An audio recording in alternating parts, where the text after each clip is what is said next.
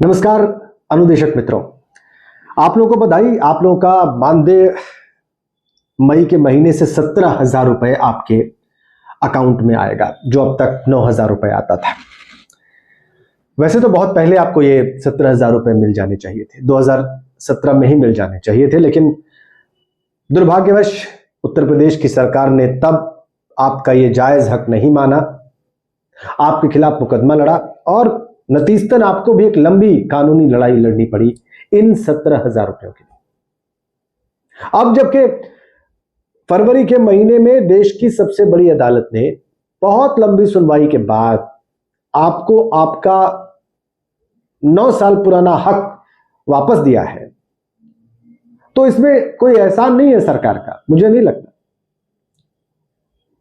ये तो उनको देना ही था, चूंकि ये सुप्रीम कोर्ट का आदेश था।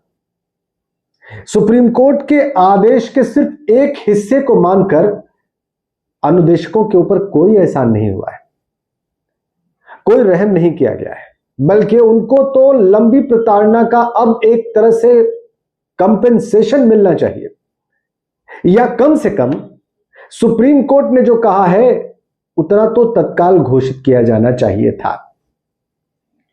सुप्रीम कोर्ट ने क्या कहा, एक बार फिर से सुन लीजिए और एक बार फिर से याद कर लीजिए। सुप्रीम कोर्ट ने कहा कि 17,000 रुपए तो इनका मानदेय है ही, इनको एरियर दीजिए।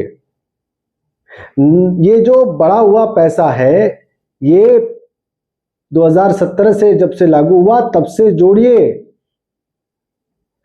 और ये बढ़ी हुई रकम 6 महीने के भीतर भुगतान करिए तत्काल। ये 6 महीने के भीतर एरियर का भुगतान होना चाहिए, ये सुप्रीम कोर्ट का आदेश है। और इस आदेश के बाद उत्तर प्रदेश की सरकार और बेसिक शिक्षा विभाग ने अभी तक इस पर कुछ नहीं कहा है। क्यों? होना तो यह चाहिए था कि अनुदेशक मित्रों के लिए यह बात, यह आदेश प्रभावी तौर पर लागू होना चाहिए था, या लागू किए जाने के आदेश आने चाहिए थे सरकार की ओर से, लेकिन ऐसा कुछ नहीं हुआ।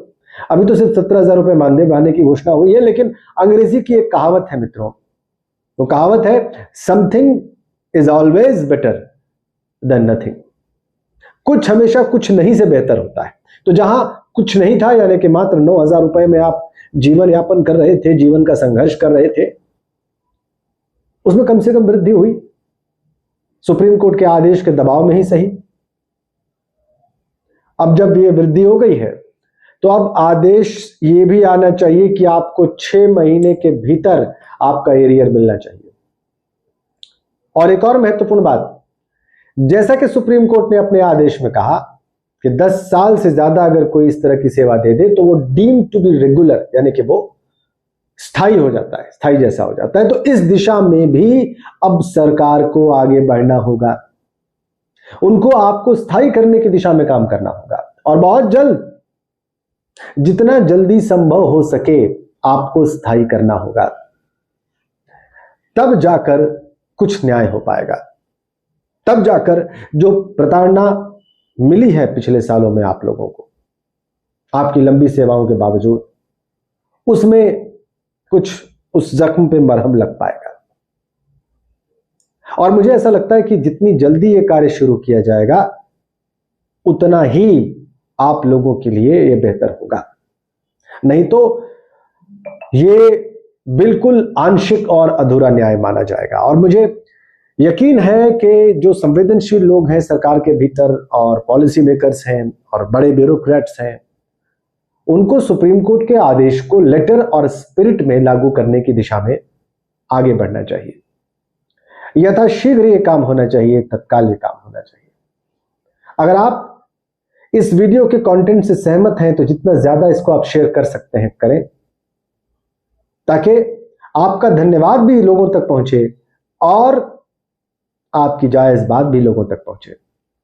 अगर आप ऐसा नहीं करते हैं तो इस अधूरे न्याय को यह स्वीकार करने जैसा होगा, और अगर आप ऐसा करते हैं तो शायद आपके लिए संपूर्ण न्याय का रास्ता खुल पाए। एक, अनुदेशकों का नियमितीकरण, दूसरा 6 महीने के भीतर उनका बकाया यानी कि उनका एरियर उन्हें मिलना चाहिए। जितना ज्यादा, अगर आप सहमत हैं इस वीडियो से, तो जितना ज्यादा आप शेयर करेंगे उतनी ज्यादा ये मांग मजबूत होगी। शुक्रिया।